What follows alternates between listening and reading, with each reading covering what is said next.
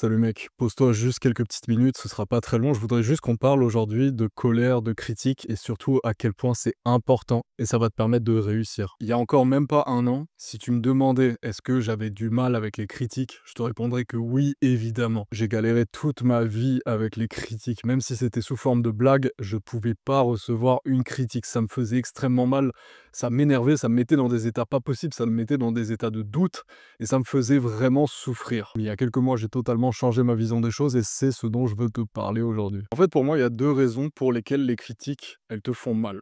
Soit c'est parce que tu as un ego qui est extrêmement haut, tu as un surplus de confiance en toi, ou alors c'est l'inverse. C'est-à-dire que tu n'as pas du tout confiance en toi, et du coup, la moindre critique, déjà que ta confiance en toi est extrêmement basse, c'est vraiment compliqué à gérer pour toi et ça te fait extrêmement mal. Dans tous les cas, si une critique te fait vraiment extrêmement mal, peu importe qui la donne, peu importe si c'est constructif ou pas, ça te fera mal dans tous les cas, c'est qu'il y a un problème. Parce que sérieusement, quand t'es pas capable de prendre n'importe quelle critique, même si c'est une critique qui part avec des bonnes intentions, même si c'est juste une critique simplement pour rigoler, si t'arrives pas à prendre ça, il y a quelque chose qui va pas et il faut absolument que tu règles ce problème. Et pour pallier à ce problème, le premier truc que j'ai fait déjà, c'est que je me suis dit, ok, j'ai du mal avec la critique, ok, j'ai vraiment du mal.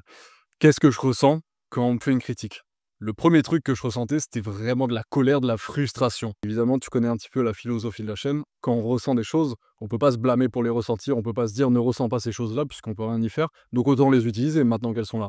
Donc je me suis vraiment dit: «Bah, tu sais quoi? Dès que j'ai une critique, je vais me faire une bonne séance à la salle, je vais être tellement énervé», ça me mettait dans des états pas possibles parfois. J'étais tellement énervé, je faisais une super séance, par exemple. Et là, déjà, je commençais à avoir un avantage aux critiques. Je me disais: «Ouais, OK, ça fait mal, mais ça se matérialise sous forme de colère chez moi et ça me motive, ça me booste à travailler encore plus, à aller à la salle et de manière générale à prouver à la personne qu'elle a tort. Ça, c'était au tout début. Mais après, j'ai encore évolué. Les critiques, elles me faisaient toujours mal et ça me mettait toujours en colère, mais j'ai commencé à me dire, attends, quel est le type de critique? Est-ce que c'est une critique constructive qui est là pour débattre, pour échanger, on n'est simplement pas d'accord sur ce point-là? Ou alors est-ce que c'est juste une critique vraiment pour faire mal? Une critique qui sert à rien, dans le sens où elle n'est pas là pour montrer justement les points à critiquer, mais juste à me descendre, juste à me faire du mal.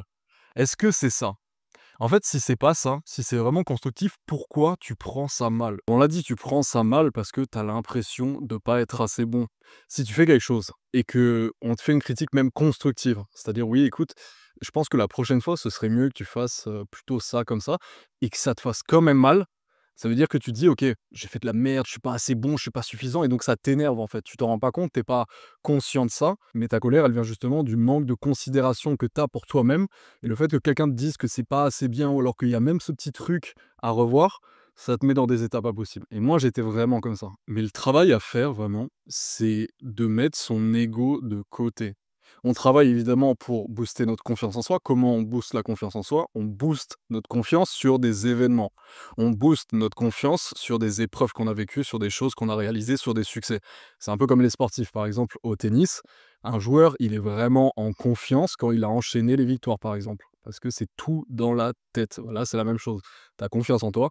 Quand tu as enchaîné les victoires, tu peux avoir des échecs, mais quand tu sais que tu as bravé des épreuves, que tu as vécu des choses, que tu t'es sorti de plusieurs situations, ça augmente ta confiance en toi. Je suis pas là pour t'apprendre à comment avoir confiance en toi, ce sera peut-être le sujet d'une autre vidéo. Si tu veux que j'en fasse une, tu me le dis dans les commentaires. Mais il faut simplement que tu saches que surtout si tu es jeune, tu peux pas te fermer à la critique. Tu peux pas mettre ton ego, en fait, aussi haut parce que tu apprendras rien.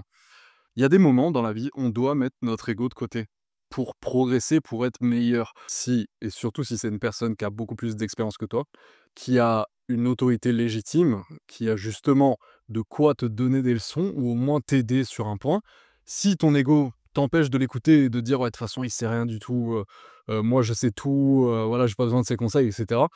Je te jure, j'ai été comme ça pendant très longtemps, mais tu n'apprendras rien. C'est l'ego qui empêche d'apprendre, de devenir meilleur et c'est ça le paradoxe. C'est que tu as l'impression que t'es pas assez bien, tu as envie de t'améliorer, mais d'un autre côté, tu as un ego tellement élevé que tu écoutes pas les autres. Et dès que tu vois quelqu'un dire des choses, tu dis: «Ah, de toute façon, je le sais déjà, c'est de la merde». Donc vraiment, ce truc d'ego, il faut que tu travailles là-dessus, OK? On est jeunes, on a des choses à apprendre. Si tu écoutes attentivement quelqu'un, tu apprends des choses, c'est bien. Et si on te dit qu'est-ce qui est le mieux à faire, qu'est-ce qu'il y a à améliorer, c'est pas grave, tu l'appliques et tu mets ton ego de côté. Et enfin, ce que j'ai commencé à faire, c'est de commencer à réfléchir. C'est tout bête, mais personne ne le fait, on le fait pas. c'est de réfléchir à qui est-ce qui me critique. Premier truc, on a vu, utiliser ce que ça nous fait ressentir. Donc la colère, on l'utilise justement pour prouver les choses, pour travailler davantage, pour essayer de sortir de cette frustration. Et donc c'est positif, premier truc. Deuxième truc, on regarde si c'est une critique constructive ou alors juste qui est à but destructrice, qui est juste là pour te faire mal, qui n'a aucun argument basé, etc. Troisième point, on regarde qui est-ce qui te critique. Et ça, c'est le plus important. À quoi elle ressemble? Quel est son âge? Quel est son physique? Qu'est-ce qu'elle fait dans la vie? Et tu verras que non seulement ça te permettra de relativiser les choses, mais en plus ce sera un super indicateur pour savoir est-ce que tu vas dans le bon chemin ou pas. Laisse-moi un peu t'expliquer. En fait, on a une tendance, c'est que quand on lit, en fait, surtout par message, surtout quand c'est sur internet, on lit un commentaire, on lit un message, etc. On le lit avec notre voix, tu sais. On le lit comme si c'était une personne, voilà, comme si c'était toi, par exemple, ou quelque chose comme ça. Et ça, c'est un piège. C'est un piège parce qu'il faut que tu te mettes à la place de la personne. Le problème avec internet, c'est qu'on a l'anonymat, donc on ne sait pas vraiment. Mais on a des indicateurs.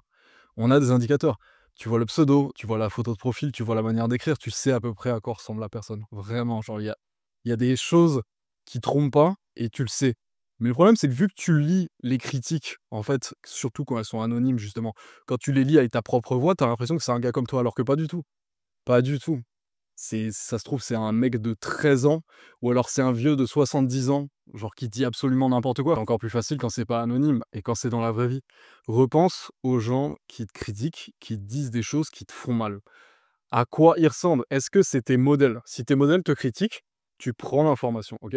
Si quelqu'un que tu trouves inspirant te critique, déjà de toute façon, ce sera sûrement de façon constructive, parce qu'on l'a déjà dit, les gens qui pèsent le plus, les gens qui ont le plus réussi, c'est pas du tout les gens qui vont venir te dire de la merde, te descendre, et cetera. Pas du tout. Ils vont plus avoir tendance à t'encourager et quand ils te feront une critique, ce sera constructif pour que tu t'améliores, OK?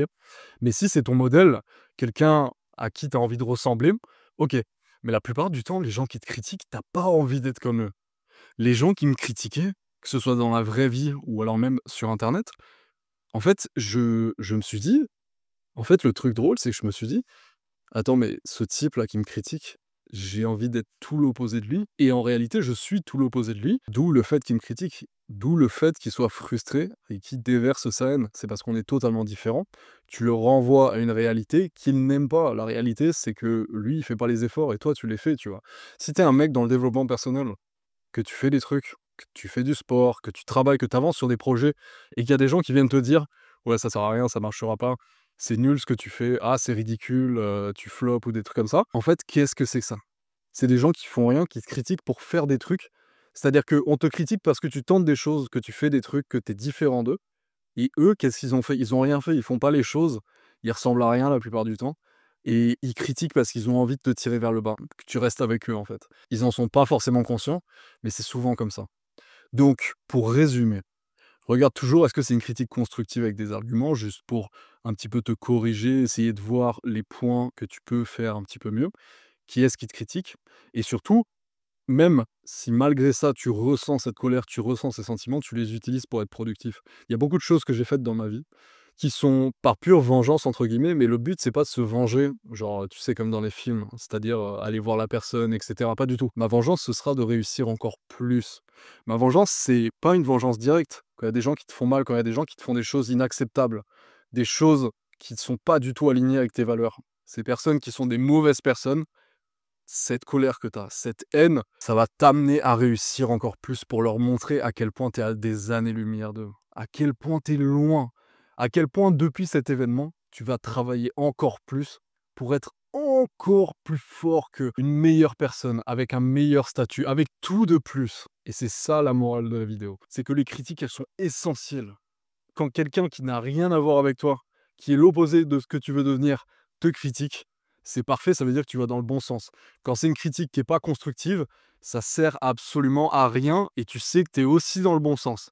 Et même si c'est une critique constructive, tu l'utilises, tu prends en compte, tu mets ton ego de côté et si ça te fait quand même mal, même si tu acceptes la chose, tu utilises cette énergie pour leur prouver, pour leur montrer à quel point tu vas encore plus travailler, à quel point tu vas creuser justement cet écart entre toi et eux. Mon ami, le Instagram, il est dans la description. Je t'invite à t'abonner si c'est toujours pas fait. Je sais pas ce que vous attendez, les gars. Je sais vraiment pas ce que vous attendez. En tout cas, je te souhaite une excellente soirée ou une très bonne journée. On se retrouve très vite pour une nouvelle vidéo. Ciao.